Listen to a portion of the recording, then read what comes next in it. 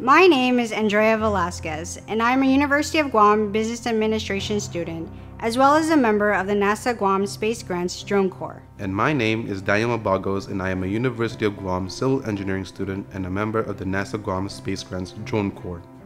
Daniel and I were accepted to intern with EcoFly, a local drone service and education provider. EcoFly utilizes drone technology to aid in all phases of construction through aerial imagery, photogrammetry, LiDAR, and thermal services.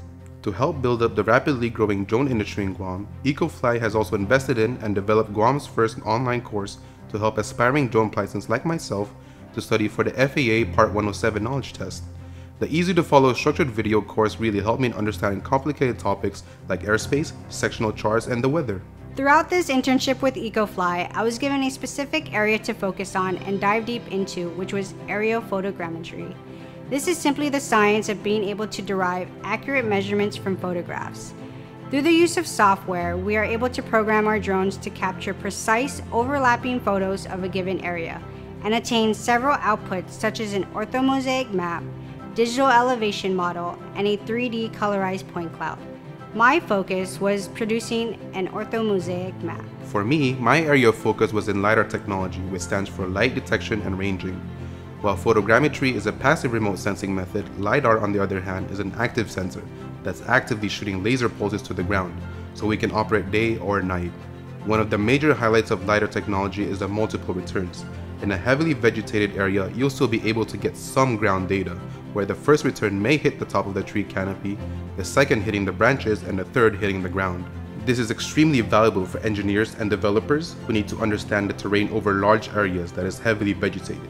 It would take extremely long and would be extremely dangerous for a surveyor to go out and check the land, whereas a drone can easily fly over the vegetation. One core aspect of any drone mission we've learned throughout this internship is safety.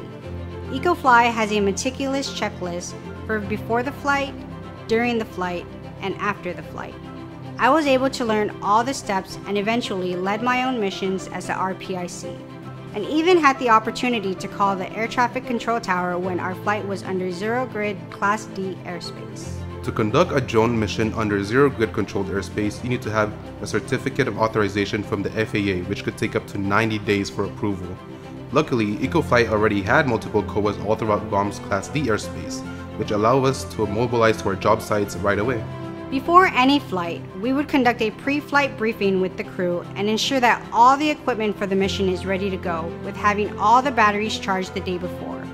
Have our flight plan set up on our software, check the weather to ensure it's safe, airspace to see if we need any authorization to fly, study the terrain on Google Earth and plan for our GCP placements, and establish our launch and land zones, and to ensure all the crew members are clear on their roles and responsibilities. Now, once we get to the job site, our checklist kept us on track and ensured we didn't miss any important steps. As Andrea's focus was in photogrammetry, whenever she led her missions, I would be assigned the visual observer role, where I would keep visual line of the side of the drone at all times, and report to the RPIC, which is Andrea, for any hazards the drone may encounter. But when I led the LiDAR missions as the RPIC, Andrea would be my visual observer. Having a detailed checklist really helped us achieve 100% completion rate on all the missions we underwent. Throughout this internship, we were able to do some interesting projects with our drones. One of the missions I was tasked to lead was doing construction progress monitoring of an abandoned garage that's being demolished for a new hotel development. My job was to go out to the job site 3 times per week to create an orthomosaic map. By utilizing ground control points, we were able to georeference our orthomap to a known coordinate system. This allows us to overlay the maps over each other and it would align perfectly.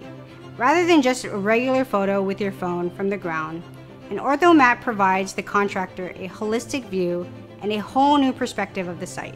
Our LiDAR technology really shined when a solar developer needed to do a feasibility study on a potential site and needed to understand the terrain. The challenge was that it was over 100 acres and it was heavily vegetated.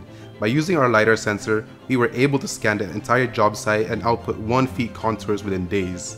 Another great benefit we were able to provide the client was our easy-to-use cloud server.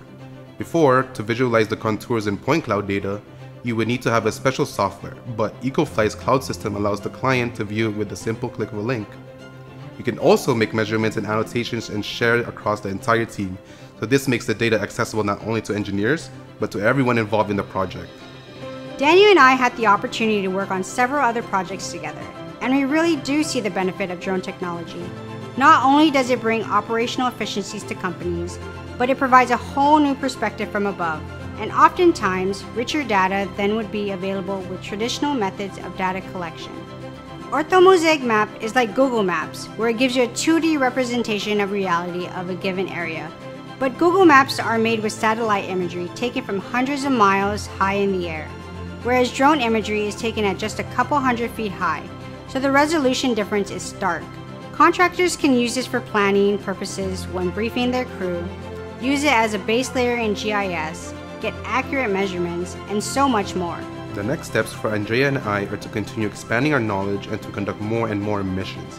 One of the projects that I'm especially excited for is to utilize the LiDAR technology to scan the Valley of the Latte. The Valley of the Latte is a cultural site where natural latte stones were found. The most exciting thing about it is that only 10% of the area has been cleared where the latte stones are, and the rest are completely untouched. Using LiDAR, we will be able to see what's beneath the vegetations and find out if there's any signs of the past civilization. We believe that drones will become more and more widespread in our region, with the NASA Guam Space Grant investing in this industry through programs like this internship, and private drone companies in our region supporting new, aspiring pilots. The future looks very bright. We both learn and develop an important skill set that we can use immediately upon graduation. I am very thankful to be part of this program, and I hope this will continue for years to come. Thank you, NASA Guam Space Grant.